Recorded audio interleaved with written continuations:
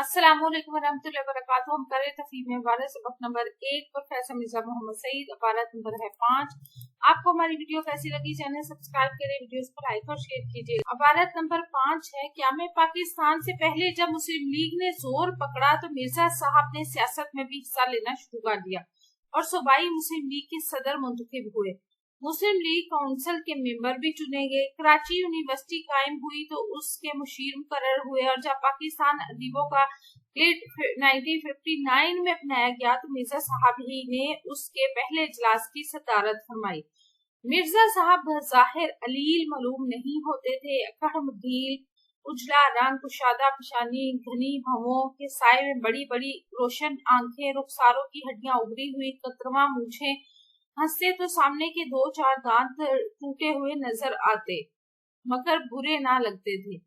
दाढ़ी मुंडी हुई धान पान से आदमी थे। 1930 में जब मैंने उन्हें पहली दफा देखा तो उनकी उम्र 45-44 साल के लगभग थी और 1962 में जब वो 76 साल के थे तब भी वो वैसे ही थे। उन्हें जमाने का शिकवा या सेहत की शिकायत करते कभी नहीं सुना। हंस हंस कर बातें करते रहते थे। सुना है कि दिल्ली के जिन 2-4 नौजवानों ने सबसे पहले सूट पहनना शुरू किया उनमें सबसे नफीस सूट मिर्जा साहब ही का होता था, मगर मैंने पिछले 32 साल में उन्हें हमेशा शेरवानी ही पहने देखा। अंग्रेजी उनका ओढ़ना बिछोना था, मगर रोब घाटने के लिए कभी अंग्रेजी में बात नहीं करते थे, बल्कि उनकी गुफ्तगू में अंग्रेजी के अल्फाज बिल्कुल नहीं आने पाते थे। 40 साल की उम्र के बाद ही उनके दोनों हाथों में रेशा आ गया था, इसलिए दिखने में उन्हें सहमत होती थी। खुश अखलाक, खुश मिजाज आदमी थे, मगर ज्यादा दोस्त बनाने के कायल नहीं थे। आप भले और अपना घर भला। मौत बरहक है, मरना सबको है, मगर मरने में फर्क होता है। मिर्जा साहब ने अच्छी खासी उम्र पाई, मगर उनकी वफात का सदमा इसलिए ज्यादा है कि ऐसे काबिल, ऐसे शरीफ और ऐसे वफादार लोग जमाना अब पैदा नहीं करेगा। अफसोस के प्रोफेसर मोहम्मद सईद वहाँ है जहाँ हमारी नेक आरजुएं रहती हैं। ऐसी जामिया उलूम हस्ती से महरूम होने का हमें जितना भी गम हो कम है। सवाल के जवाब की तरफ चलते हैं। पहला सवाल है, मिर्जा मोहम्मद सईद ने सियासत में क्या किरदार अदा किया? इस सवाल का जवाब ये है कि पाकिस्तान से पहले जब मुस्लिम लीग ने जोर पकड़ा तो मिर्जा साहब ने भी सियासत में हिस्सा लिया और सूबाई मुस्लिम लीग के सदर मुंतखब हुए और मुस्लिम लीग काउंसिल के मेंबर भी चुने गए।